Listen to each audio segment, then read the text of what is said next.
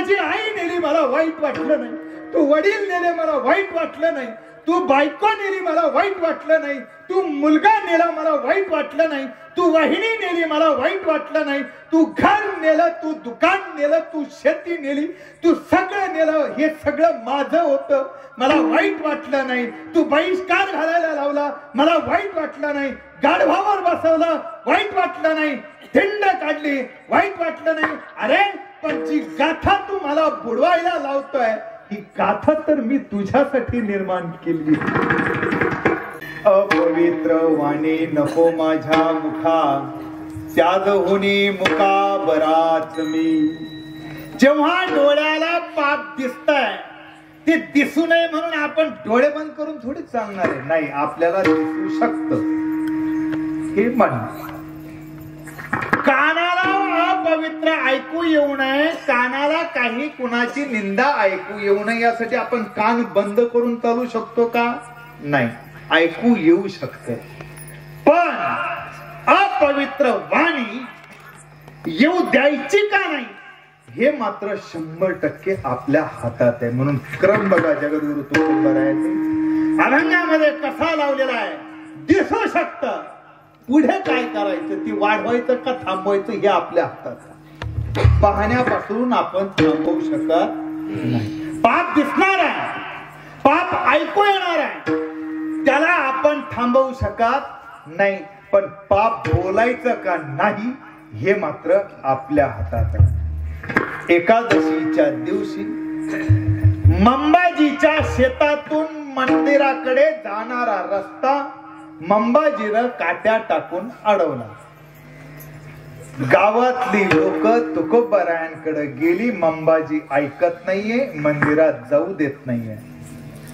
तुकोबराय म्हटलं चला मी सांगतो, कारण तुकोबरायांची घोषणाच होती की निंदक माझा सखा, वस्त्र धुतो फुटा, माझा फ्रेंड म्हणलं तो, कारण तो माझी कायम निंदा करतोय. निंदा करतो याचा अर्थ तो माझे दोष दाखवतो. दुसरा याचा अर्थ माझे दोष जर माझी पाहण्याची तयारी असेल तर ते काढण्याची मी जबाबदारी स्वीकारत असतो. आणि मी जर माझे दोष काढण्याची जबाबदारी स्वीकारत असेल तर मी मला अधिकाधिक चांगलं करत असतो. तुकोबारायांनी म्हणून त्याच्यामुळे सांगितलं होतं की हा माझी निंदा करणारा माझा मित्र आहे. का तर तो माझा अवगुण रूपी मळ माझ्या मनातून धुवून काढतोय. आता हे अर्थात मोठ्या वृत्तीनं पाहण्याची संतांची ही प्रवृत्ती आहे, हा त्यांचा भाग आहे. सामान्य लोकांना हे जमतंय का? मंबाजी जवळ जेव्हा तुकोबारायांनी जाऊन सांगितलं की तुकोबा ही काठी काढा, मंदिरात जायचंय, म्हणले आहा जमत नाही, दुसरीकडून जा. मंबाजी ही काठी काढा, नाही जमत, तुकोबाना काय करावं, याला डोकं लावून उपयोग नाही. मंबाजीची ती टाकलेली काठी तुकोबारायांना स्वतःच्या हातानं उचलली आणि मंबाजीला हीच संधी मिळाली की माझ्या शेतात तुकोबानं पाय ठेवला आणि माझ्या मालकी हक्कावरच्या वस्तूला हात लावला.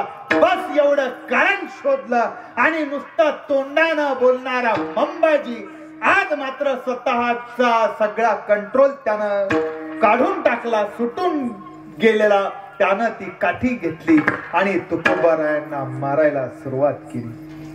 तुकोबारायांच्या तोंडून शिव्या निघाल्या, तुकोबारायांच्या तोंडून त्याच्याबद्दल शाप निघाला, तुकोबारायांच्या तोंडून ईश्वराबद्दल वाईट निघालं की तुझी मी एवढी सेवा करतोय तरी माझ्या वाट्याला हे काय. अजिबात नाही, उलट तुकोबाराय आनंदी आहे. मंबाजी मारताय आणि तुकोबाराय आनंदी आहे. काय कारण असेल तर तुकोबारायांनी सांगितलं की ईश्वरा तुला हे पाहायचं होतं की तुझा भक्त असलेला मी तुकाराम अशाही प्रवृत्तीमध्ये, अशाही संकटामध्ये, अशाही दुःखामध्ये शांत राहतो का नाही. किती साधी गोष्ट आहे. बर्वे देवा बर्वे मला काठीवरी मारिले, नीत नाही गाळी द्या, म्हणजे अगदी नीत नाही अशा पद्धतीच्या शिव्या मंबाजीनं आज मला दिल्या.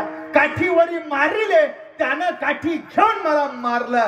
पण विठ्ठला बघ मी अजिबात हरलो नाही. तुला वाटलं की कदाचित मला राग येईल, तुला वाटलं की मी कदाचित शांती माझी भंगेल आणि मग मी याच्या चित्तातून निघून जाईन. असं झालं नाही विठ्ठला. तू हरला आणि मी जिंकलो. तेव्हा जगद्गुरु तुकोबारायांची ही काय प्रवृत्ती होती ही सगळ्यात अगोदर आपण समजून घेतली पाहिजे. बरं मग याचा अर्थ मंबाजीला ते मारू शकत नव्हते असं आहे का, किंवा ते माघार घेतली असं आहे का? अजिबात नाही. ती लाचारी नाही, ती नम्रता आहे. माणूस जेवढा मोठा असतो तेवढा तो नम्र असतो. कारण फळले ते लवे भारे पीक खरे आले ताई. बाबळीची झाडं अशी झुकलेली दिसत नाही, मोसंबीची झाडं झुकलेली दिसतात कारण फळ आलेलं असतं. आंब्याची झाडं झुकलेली दिसतात कारण त्याला फळ आलेलं असतं. म्हणून जी माणसं मोठी असतात ती नम्र असतात. याचा अर्थ जी नम्र असतात तीच माणसं आपल्या आयुष्यामध्ये मोठी असतात. विठोबा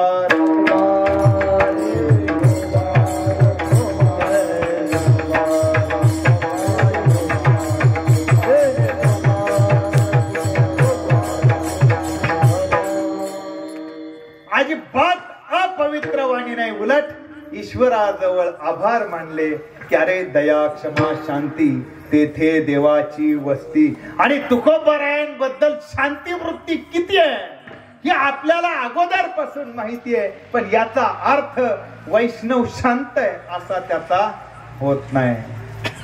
मऊ मेनाहून आम्ही विष्णुदास कठीण वज्रास भेदू ऐसे. होय आम्ही मऊ आहेत ना.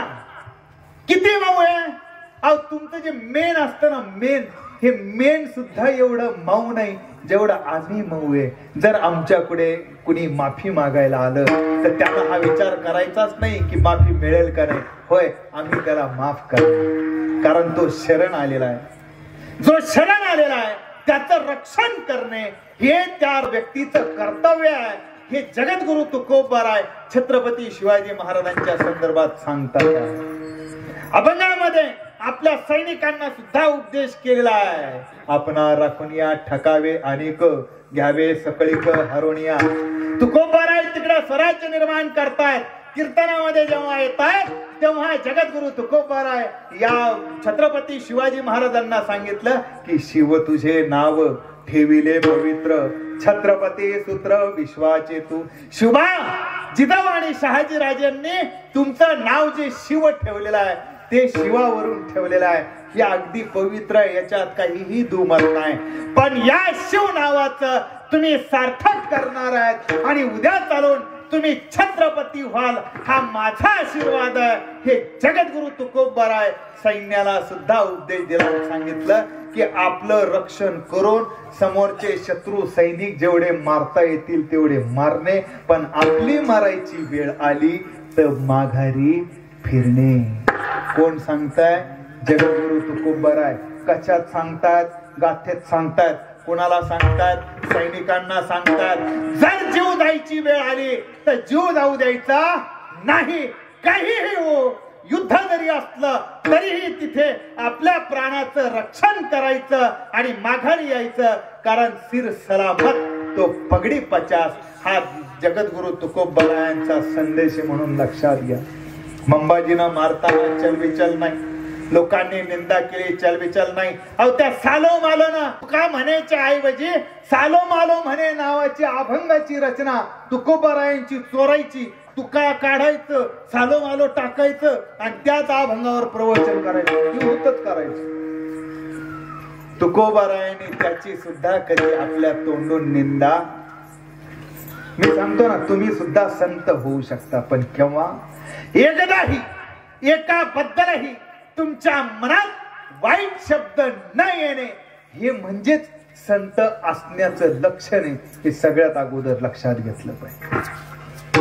ज्ञानेश्वर माऊली अहो जेव्हा कुणीतरी भिक्षा मागायला गेलेले आहेत, कुणी दिले नाही, राग आला, वाईट वाटलं, कुणीतरी 2 शब्द काही खालीवर बोलले असतील, वाईट वाटलं म्हणून घराकडे आले, रागा रागा झोळी फेकली आणि मग त्या आतून कडी लावून दरवाजा बंद करून घेतला. पाहिलं मुक्ताईन आज दादाचा पारा काही बरा नाही. काहीतरी वाईट झालंय, कोणीतरी बोललाय, माझ्या दादाचा आज कोणीतरी अपमान केलाय, पण तरी सुद्धा काय सांगावं, तुमचा अपमान केलाय याचा अर्थ तुम्ही त्याचं वाईट चिंता असं नाही, तर जगानं जर आग ओकली असेल तर तुम्ही पाणी झालं पाहिजे आणि ती आग तुम्ही पाणी होऊन विझवली पाहिजे. हा संदेश देणाऱ्या मुक्ताईत आपण लक्षात घेतलं पाहिजे. आपल्याला का राग येतोय, आपल्याला का कुणाचं वाईट वाटतंय, कुणाचं साधं बोलणं सुद्धा आपल्याला मात्र टोचल्यासारखं होत आहे, हे न होऊ देणे ही प्रवृत्ती आपल्यामध्ये निर्माण करावी लागेल. हा मंबाजीनं सगळं करून पाहिलं, तुकोबाराय ऐकत नाहीयेत. शेवटी रामेश्वर शास्त्रीला निरोप दिला. बघा म्हणले आदर्भ होतोय, प्रत्यक्ष यान पहा, माझ्या एकट्याच्यानं काही हे हँडल होत नाही. काय करा, रामेश्वर शास्त्री गावात आले. 12 वर्ष काशीला राहून वेदाचं अध्ययन करणारे रामेश्वर शास्त्री कीर्तनामध्ये बसलेले आहेत. तुकोबारायांचं कीर्तन चालू आहे, कीर्तन झालेलं आहे. आता तेव्हा रामेश्वर शास्त्री उठले आणि म्हणले, तुकोबा अहो काहीतरी चुकताय. काय चुकताय? अहो तुम्ही जे बोलताय, हा सांगा ना काय बोलताय. अरे तुम्ही जे बोलताय याच्यातून वेदाचा आशय प्रकट होतोय. तेव्हा मात्र जगद्गुरु तुकोबाराय, वेद मला नाही माहिती, वेदाचा अधिकार मला नसल्यामुळे नाही गोकाया अक्षर मज काही अधिकार, मला अक्षर घोकण्याचा अधिकार नाही, त्याच्यामुळं माझा आणि वेदाचा तो काही संबंध आला नाही. पण जर माझ्या मुखातून निघत असेल, साळुंकी मंजुळ बोलतसे वाणी, बोलताची धनी वेगळाची, कायम्या पामर जाणे अर्थभेद, वदवे गोविंद तेची वदे. अरे माझ्या बोलण्यातून तुम्ही म्हणताय त्याप्रमाणे वेदाचा जर आशय प्रकट होत असेल तर हा शब्द माझा नाही. माझ्या मुखातून पांडुरंग बोलताय आणि राहिला विषय वेदाचा. तर हे पहा, तुम्ही वाचता तर तुम्हाला त्याचा अर्थ एक कळत नाही, आणि बरं आम्ही समजून घ्यावं तर आम्हाला अधिकार नाही. म्हणजे वेदाचे गवर न कळे पाठका आणि अधिकार येरा नाही लोका. तुकोबारायांनी त्यावेळेस सांगितलं, एक तर तुला वेदातलं कळाय ना आणि आम्हाला अधिकार नाही, मग निवाडा करायचा कुणी? अजिबात ते काही चालणार नाही. रामेश्वर शास्त्रीनं सांगितला तरी तुकोबारायांनी तरी चर्चा करून पाहिली. वेद अनंत बोलिला, अर्थ इतुकाची साधिला, निजनिष्ठा नाम गावेन विठोबासी, शरण द्यावे फक्त मला एकच कळताय, तुमच्या दृष्टीनं वेद अनंत बोलला असू द्या, आमच्या दृष्टीनं अर्थ एवढाच निघाला, विठोबाला शरण गेलं पाहिजे. जगद्गुरु तुकोबारायांनी वेदाही पेक्षा विठ्ठलाला महत्वाचं मानून त्या पांडुरंगाची सेवा केली आणि तुम्हाला आम्हाला हाच संदेश दिला. पण रामेश्वर शास्त्रीचं तेवढ्यानं भागलं. रामेश्वर शास्त्री म्हणला, मुंबईची तरी एक वेळ येडाय, त्याला कळत नाही तुकोबाराय काय बोलताय, पण मला वेदाचं अध्ययन झालेलं आहे, मला माहिती आहे तुकोबाराय काय बोलल्यात. म्हणून रामेश्वर शास्त्रीनं तुकोबारायांच्या बाबतीत काय करावं, पुण्यामध्ये केस दाखल केली. कोणाच्या विरोधात?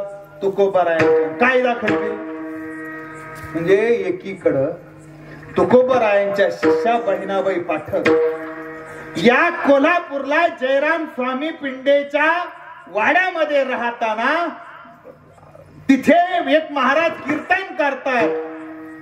तुकोबाराय हयात आहेत, तुकोबाराय देहूत आहेत, आणि तुकोबारायांच्या अभंगावर तुकोबाराय हयातीत असतानाच कोल्हापूरला कीर्तन होत आहे. आणि त्या कीर्तनामध्ये बहिणाबाई पाठक ज्या तुकोबारायांच्या शेवटच्या काळामध्ये 2 वर्ष त्यांच्या सोबत राहिल्या, त्या बहिणाबाई पाठक तिथं त्यांचं कीर्तन ऐकतायत. आणि मग त्यांना ध्यास लागला की मला तुकोबारायांना भेटायचंय. मंबाजीचा प्रॉब्लेम जोपर्यंत बहिणाबाई पाठक देहूत येत नाही तोपर्यंत एवढा नव्हता, तिथून पुढे जास्त वाढलं. का? एक तर बाई, दुसरं ब्राह्मण, तिसरं आमचा अनुग्रह घ्यायचा सोडून ही तुकोबारायांचा अनुग्रह घेते म्हणतीये. एक तर तुकोबा शूद्र, त्याच्यात कीर्तन करताय, त्याच्यात वेदाचा आशय प्रकट होतोय.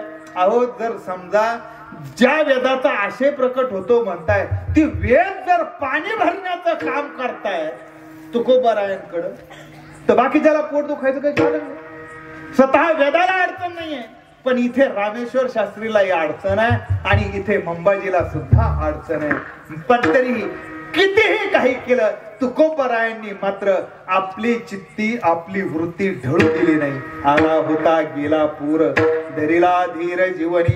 कितीही मोठा पूर येऊ द्या, पण जगद्गुरु तुकोबारायांनी धीर धरला आणि आलेला पूर निघून गेला. हे त्या ठिकाणी जगद्गुरु तुकोबाराय सांगतायत. अहो, कोर्टात उभं केलं तुकोबाराय. 10,000 अभंग ज्यांच्या नावावर आहे. आज वारकरी संप्रदाय, ज्यांच्या वारकरी संप्रदायाचा कळत झालेले जगद्गुरु तुकोबाराय, आणि त्या तुकोबारायांना त्या काळामध्ये कोर्टात उभं केलं. म्हणजे तुकोबा, तुम्ही शूद्र आहेत, तुम्हाला कीर्तन करण्याचा अधिकार नाही. तुकोबा, तुम्ही शूद्र आहेत, तुम्हाला कुणी पाया पडावा हा तुमचा अधिकार नाही. तुकोबा, तुम्ही शूद्र आहेत, तुम्हाला गाथा लिहिण्याचा अधिकार नाही. तुकोबा, तुम्ही शूद्र आहेत, तुम्हाला कीर्तन करण्याचा अधिकार नाही. तुकोबारायने सगळं ऐकलं. अरे, ज्या संप्रदायामध्ये वेश्येला अधिकार आहे, ज्या संप्रदायामध्ये कोणत्याही जातीच्या माणसाला अधिकार आहे, ज्या संप्रदायामध्ये विदुषी सुद्धा येऊन आपला उद्धार करू शकतात, तिथे मला अधिकार नाही म्हणून तुम्ही सांगतायत. नाही ऐकलं रामेश्वर शास्त्री. निकाल दिला, तुकोबारायांच्या हातात दिला. नाही, तुम्ही जा म्हणले गावाकडे, कागद मागून येत राहील. तुकोबारायांच्या अगोदर कागद गेला गावाच्या पाटलाकडे. पाटलाकडे कागद आहे, तुकोबाराय त्याच्या समोर उभे आहेत. तुकोबाराय मात्र अजिबात आपली वृत्ती ढळू देत नाही. अहो, किती अन्याय व्हावा, किती सहन शक्ती असावी. आपल्याला आता थोडस कोणी खालीवर बोललं की असं वाटतं घासलेट घेऊन अंगावर जाळून येऊ का, रस्त्यावर कुठं गाडीच्या खाली येऊ का, पुढे एखाद्या झाडाला फास घेऊ. काय प्रवृत्ती आपली. थोड्या थोड्या गोष्टीला जीव देण्याची जिथं तुमची मानसिकता आहे. अरे, तिथं तुकोबाराय सांगतात, वडील गेल्यानंतर, आई गेल्यानंतर, पत्नी गेल्यानंतर, मुलगा 10 वर्षाचा गेल्यानंतर, वहिनी गेल्यानंतर आणि भावाने घर सोडल्यावर सुद्धा तुकोबाराय म्हणतात, बरे देवा, बाप मेला न कळता नवते संसाराची चिंता. मान्य केला, जोपर्यंत बाप जिवंत होता तोपर्यंत संसाराची चिंता नव्हती. आता बाप नाही, सगळा भार माझ्यावर आलेला आहे. पण हरकत नाही, विठ्ठल तुझे माझे राज्य, नाही दुसऱ्याचे काज. बस, अगोदर तरी काही तुझ्याकडे यायला निघलं की वडील काम सांगायचे, वडिलाचं अमुक काम निघायचं. आता मला काम सांगायला वडील नाही. पण याचं दुःख नाही की वडील नाही, याचं सुख आहे की आता विठ्ठलाच्या माझ्या मध्ये वडील नाही. ही प्रवृत्ती आपल्यात निर्माण होऊ शकते. संत होणं एवढं सोपं आहे का? अहो, बाईल मेली मुक्त झाली, देवे माया सोडविली. बाप गेला हरकत नाही, चल. बायको मेली का, चल बायको मरू दे, मेली. पण देवानं तिच्या मायात मी जे गुंतणार होतो आणि तुझ्यापासून लांब जाणार होतो, देवा तू माझी ती माया सुद्धा सोडून टाकली. पोर मेले, बरे झाले, देवे माया विरहित केले.